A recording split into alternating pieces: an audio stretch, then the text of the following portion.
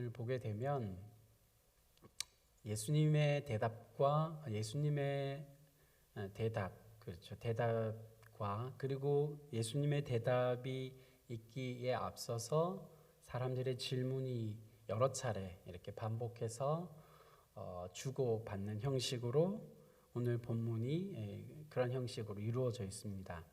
먼저 오늘 첫 절에서 예수께서 대답하여 이르시되라고 말씀하고 있습니다. 내가 진실로 진실로 너희에게 이르노니 너희가 나를 찾는 것은 표적을 본 까닭이 아니요 떡을 먹고 배부른 까닭이라 라고 예수님께서 대답을 하셨습니다. 앞서 지난 시간에 무리들의 질문이 있었죠. 그 질문이 무엇이었냐면 25절 바로 윗절입니다. 언제 여기 오셨나이까 하니라고 무리들이 예수님께 질문을 했었습니다.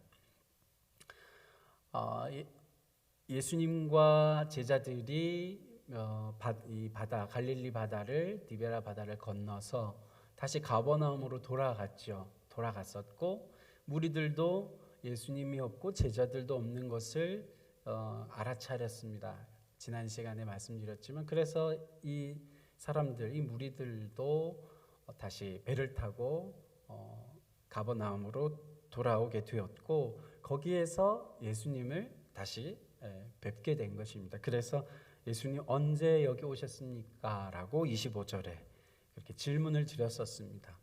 이에 대해서 오늘 예수님께서 대답하는 것으로 본문이 시작되고 있습니다. 언제 여기 오셨습니까? 라고 질문을 했습니다. 그러면 예수님께서 어제 왔다든지 이렇게 해서 왔다든지라고 대답할 수도 있을 것 같은데 그렇게 대답은 하시지 않으시고 오늘 뭐라고 대답을 하시고 있냐 하면 너희가 나를 찾는 이유에 대해서 대답을 하십니다. 그렇죠? 조금 전에 읽었습니다만 그 대답이 무엇이었습니까? 이 사람들이 너희가 나를 찾는 것은 떡을 먹고 배부른 그 이유 때문에 너희가 나를 찾고 있구나. 그리고 지금도 또다시 나에게 이렇게 나아온 것이 아니냐라고 그렇게 대답을 하십니다. 이 사람들이 여러 사람들이 예수님에게 지금도 나아온 것이죠. 또 계속해서 나아오고 있고 그리고 공생의 사역 가운데서 많은 사람들이 예수님에게 나아왔습니다. 그런데 오늘 예수님 앞에 나온 이 무리들을 향해서 이 요한복음의 말씀은 그렇게 기록을 합니다. 너희가 나에게 나오는 이유는 떡을 먹고 배부른 까닭이라 이야기합니다. 아마도 많은 당시의 사람들, 예수님이 사역하시던 공생의 사역을 하시던 당시에 많은 사람들이 그러했던 것 같습니다.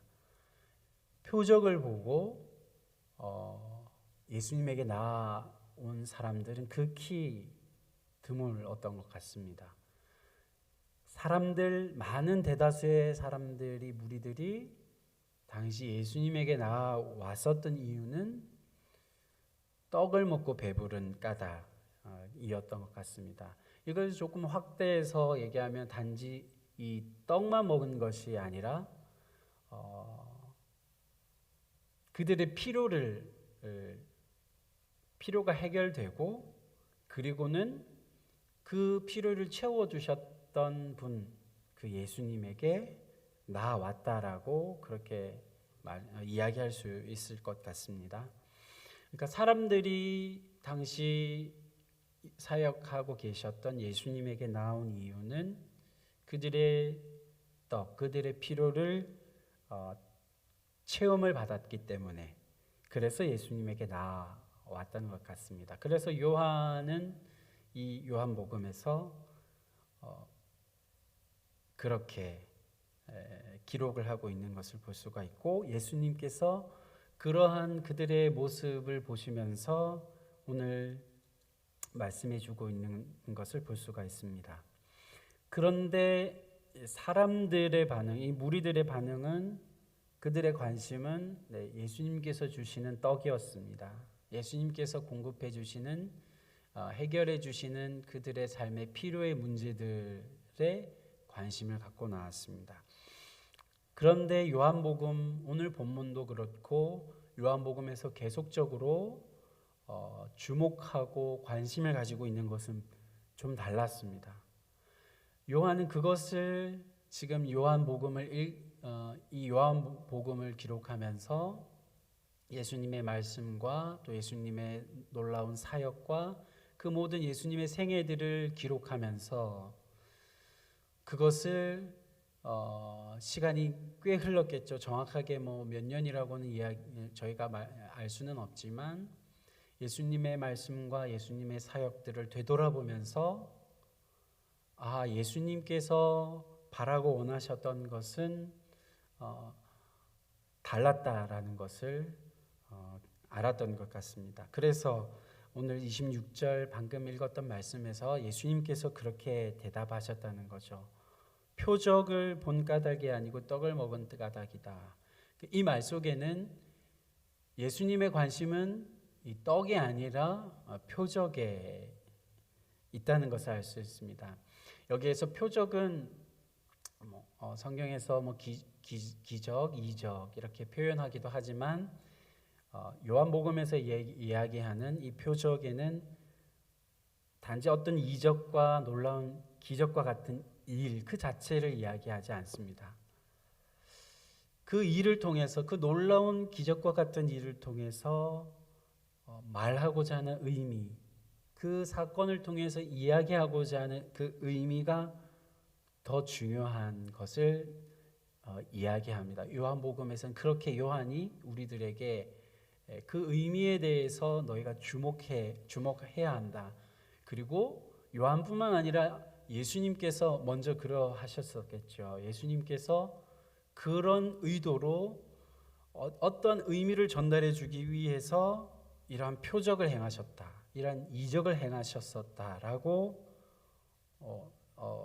셨던 것이고, 그리고 요한도 그것을 알고 그것을 이해하고 이후에 그렇게 이제 기록을 하고 하게 되었다라는 사실입니다. 예수님의 관심은 표적에 있었던 것이죠. 예수님께서 행하셨던 일, 예수님께서 보여주셨던 놀라운 기적과 같은 그 일들, 앞서서 우리가 앞에서 살펴보았던 6장 앞부분만 두고서 얘기하자면 오병이어, 오병이어를 통해서 무리들을 먹이셨던 놀라운 일을 행하셨죠. 그 일을 통해서 이야기하시고자 하는 그 표적의 의미가 있었다는 겁니다. 너희가 그것을 보아야 한다라고 말씀하고 있는 것이라는 것입니다. 그리고 또 지난 시간에 보았습니다만 바다 위를 건너서 다시 갈릴리 바다를 건너가셔서 두려움에 떨고 있던 그 제자들에게 나아가시는 그 예수님의 놀라운 모습, 그 모습을 보면서 예수님이 어떠한 분이신지를 너희가 주목해야 보아야 한다라고 말하고 있는 것이 이 표적이라고 하는 것입니다. 너희가 나를 찾는 것은 표적, 그 기적의 그 의미, 내가 왜 이 이적을 행하고 표적을 행하는 것인지에 대해서 주목해야 한다라고 예수님은 이 26절 말씀에서 거기에 관심이 있다는 것을 볼 수가 있습니다. 그리고는 예수님께서 이어서 또 말씀하십니다. 너희가 배부른 까닭으로 나에게 나오는구나 라고 말씀하신 이후에 27절에서 이렇게 말씀하시죠. 썩을 양식을 위하여 일하지 말고 영생하도록 있는 양식을 위하여 일하라고 그렇게 말씀하십니다. 썩을 양식을 위하여 일하지 말고 썩을 양식을 위하여 살지 말라라고 그렇게 말씀하고 있는 것입니다. 그리고는 예수님께서 관심 가지시는 것은 영생하도록 있는 양식을 위해서 일하라라고, 그렇게 살아라라고 말씀하고 있습니다. 철저하게 예수님께서는 예수님의 그 관심사를 말씀하고 계세요. 이 사람들은 이 썩을 양식과 같은 것에 관심이 있습니다. 먹을 것을, 먹고 배부른 것을 해결하기 위해서 예수님에게 나아오고 있습니다. 그런데 예수님은 요한복음에서 계속해서 그런 양상이 나타나는데요. 사람들과 예수님의 이 평행선과 같은 말이 이렇게 계속해서 보여지고 있습니다. 그런 걸 볼 수가 있는데, 예수님의 관심은 너희가 나를 주목해서 보아야 한다라고 계속해서 말씀하고 계십니다. 그런데 사람들은 여전히 자신들의 문제를 가지고서 나아오고 예수님에게 찾아오고 있다는 것입니다. 그런데 예수님께서는 이런 썩을 양식이 아니라, 너희들의 문제가 아니라 영생의 양식인 나를 위해서 나를 바라보아야 한다고 말씀하고 있는 것이죠. 네, 그렇게 예수님께서 그 무리들의 질문에 대답하시고 나서 또다시 그러자 이 무리들이 질문을 하죠. 그게 28절인데요. 28절 보겠습니다. 그들이 묻되 우리가 어떻게 하여야 하나님의 일을 하오리까? 영생의 양식을 이야기하고 영생하도록 있는 양식, 그 양식을 위해서 일하라 예수님께서 말씀하시니까 사람들이 묻습니다. 그러면 어떻게 하나님의 일을 할 수 있습니까? 라고 묻습니다. 그리고 그러자 어떻게 대답하십니까? 예수님께서는 29절이지요. 예수께서 대답하여 이르시되 하나님께서 보내신 일을 믿는 것이 하나님의 일이라고 대답하십니다. 네, 하나님께서 보내신 이는 바로 예수님 자신을 염두에 두시고 말씀하시고 계신 것이죠. 너희가 하나님이 보내신 나를 믿는 것이 하나님의 일이다. 또 말씀하십니다. 또다시 그러자 묻습니다. 30절에서 묻죠. 그들이 묻되 그러면 우리가 보고 당신을 믿도록 행하시는 표적이 무엇입니까? 묻습니다. 표적을 다시금 요구합니다. 여기에서 사람들이 표적을 요구하고 있는데,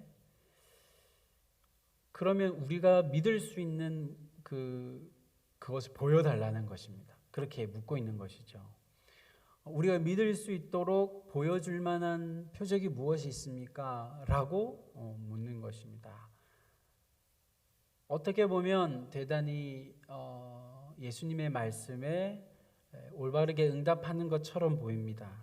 하나님께서 보내신 일을 믿는 것이라고, 그것이 하나님의 일이라고 한 그 예수님의 대답에 좋습니다. 그 일을 위해서, 그것을 위해서 그러면 믿음을 갖기를 원하는데, 그 하나님께서 보내신 일을 믿기를 원하는데, 그러면은 그 증거가 무엇이냐는 것이죠. 그 표적이 무엇이냐는 것으로 그렇게 되묻습니다. 표적을 또다시 보여달라는 것입니다. 그런데 가만히 이 사람들의 질문을 생각해 보면은 조금 이상해요. 왜냐하면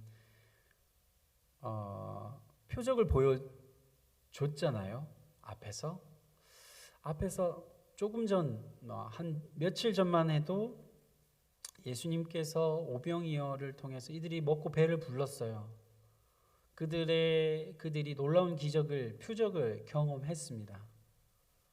그런데 표적이 무엇입니까? 라고 또 묻고 있다는 것을 볼 수 있어요. 참 이상하게 이상한 질문으로 그렇게 보이는 질문입니다. 이 사람들의 반응이 그렇습니다. 계속해서 표적을 요구하는 거예요. 표적을 보여줬습니다. 그런데 또다시 그 표적을 요구하고 있다는 것입니다. 그러면서 이 사람들이 덧붙이는 것이 무엇입니까? 광야에서 우리 조상들은 만나를 먹었다는 것을 이야기합니다. 광야에서 40년간 실제로 이스라엘 백성들이 만나를 먹었습니다. 그러니까 광야에서 40년간 만나를 먹었던 것처럼 우리에게도 뭔가를 계속 달라는 것처럼 아마 그런 생각에서 질문을 한 것 같기도 합니다. 정확하게는 모르겠지만 이 무리들의 질문을 보게 되면 예수님에게 어쨌든 표적을 보여달라고 하는 그들의 질문 가운데에서 그들은 계속해서 그들의 관심사는 그 표적 자체에 있다는 느낌을 가지게 됩니다. 예수님께서 보여주시고자 하는 표적의 의미에는 관심이 전혀 없습니다. 만나를 먹여달라고 이야기하는 것을 그런 것과 같은 것을 계속해서 예수님에게 요구하고 있죠. 그러한 무리들의 질문에 예수님께서 또 마지막으로 대답을 보여주시는데 32절, 33절에 예수님의 대답이 나타납니다. 그 예수님의 대답은 이렇습니다. 모세가 너희에게 만나를 준 것이 아니다. 떡을 준 것이 아니다 라고 이야기하고 하나님께서 내 아버지께서 너희에게 참떡을 주셨고 그리고 지금도 주시는데 그 떡은 하늘에서 내려 세상에 생명을 주는 것이니라 라고 그렇게 말씀하십니다. 예수님은 또다시 그들의 질문을 다시 가지고서 평행선에 말씀을 하는 것 같습니다. 예수님이 이야기하고자 하는 들려주고자 하는 그 이야기를 다시금 하십니다. 33절을 보시면 하나님의 떡은 하늘에서 내려 세상에 생명을 주는 것이니라 라고 말씀합니다. 떡의 이 주제를 가지고 주고받은 이야기 속에서 예수님은 결론적으로 자신의 이야기를 다시금 그 방향으로 이야기를 들려주십니다. 본인의 이야기입니다. 그렇죠? 네, 내가 생명의 이 떡이라고 이야기를 하는 거죠. 하늘의 그 만나라고 이야기를 이제 그쪽으로 해 가고 있는 것을 볼 수가 있습니다. 요한복음에서는 우리는 이미 성경을 가지고 있기 때문에 예수님의 이 의도를 우리가 잘 이해하고 있습니다. 잘 알고 있습니다. 그런데 그리고 이 요한복음의 서론에서도 1장에서도 그러한 것을 먼저 밝혀주었습니다. 예수님이 어떠한 분이신지. 그런데 이 사람들은 그것을 이해하지 못한 상황이고 그리고 예수님은 그러한 예수님께서 들려주시고자 하는 의도를 계속해서 들려주고 있는 것을 볼 수가 있습니다. 내가 생명의 떡이다라고 이제 이야기를 하시는 것이죠. 그래서 35절 마지막 절에서 자신을 직접적으로 가리키면서 그렇게 말씀하셨죠. 내가 생명의 떡이라고 이야기하셨습니다. 내가 바로 하나님께서 너희 조상들에게 먹여주었던 그 만나와 같은 이고 그리고 참된 떡이 바로 나라고 그렇게 말씀하셨습니다. 예수님께서 관심을 가지시는 것은 이 예수님 자신의 그 이야기입니다. 들려주시고자 하는 그 이야기가 있었다는 것입니다. 내가 바로 메시아이고 내가 바로 이 생명의 떡이다라고 이야기하고 있는 것입니다. 네, 오늘 말씀에서 우리가 생각해 보게 되는 것은 그렇다면 과연 우리들은 어떤 모습으로 예수님에게 나아가고 있는가 하는 점입니다. 복음서의 관심은 요한복음서의 관심은 예수님에게 있습니다. 그리고 모든 앞서서 말씀드렸지만 대화의 그 이야기의 그 초점이 예수님에게로 가 있습니다. 예수님이 어떠한 분이신지를 계속해서 이야기하고 있습니다. 오늘 본문도 그렇죠. 예.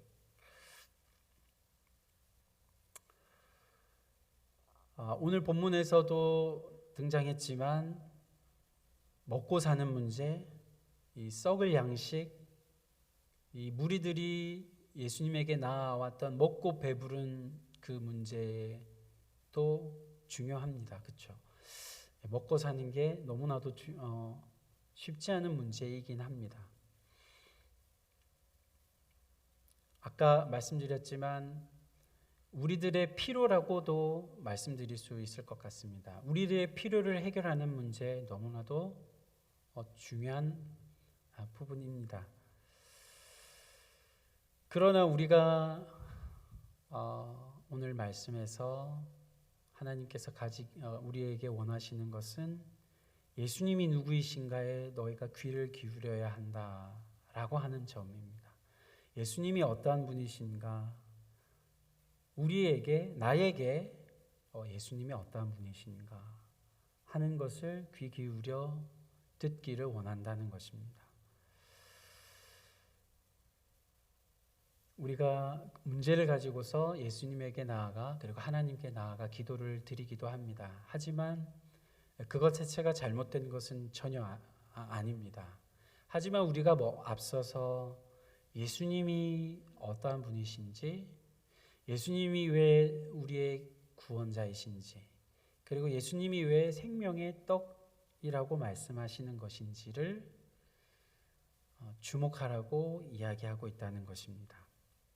그런 의미에서 오늘 34절의 이 무리들의 말, 주여 이 떡을 항상 우리에게 주소서라고 했던 이 무리들의 반응, 무리들의 그 말을 우리가 주목할 필요가 있습니다. 사람들은 이 떡을 그들의 배를 부르게 하기 위한 떡으로 그렇게 이야기했지만, 이것을 채워달라고 얘기했지만, 그것이 아니라 오늘 우리에게는 생명의 떡이신 예수 그리스도, 그분으로 우리에게 충만하게 해 주십시오라고 하는 기도로 우리가 이 말을 가지고 하나님 앞에 나아갈 수 있다고 믿습니다.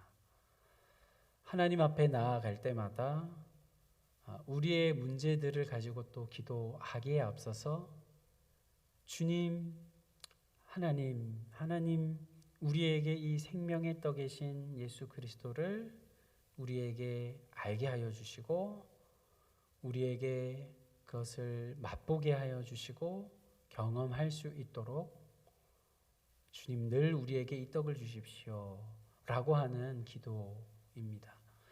하나님 앞에 나아가며 또 이 새벽마다 또 주님 앞에 나아오시는 우리 성도님들 가운데 이러한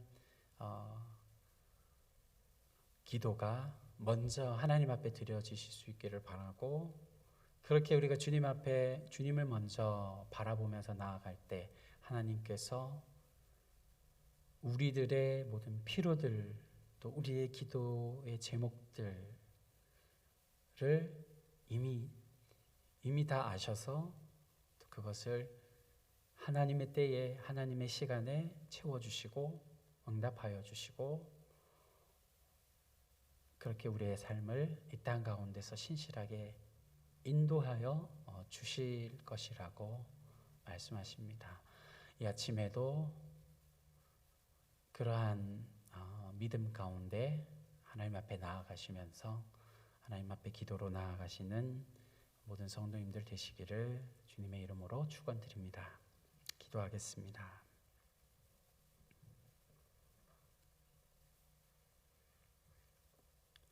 하나님 아버지, 그렇습니다. 생명의 떡이신 우리들에게 영생을 주시고 우리들에게 더 이상 가라지 않을 생수가 되어 주시고 우리들이 더 이상 허기지지 않을 참 만족이 되시는 예수 그리스도 그 주님의 이름을 우리에게 허락하여 주심을 감사드립니다.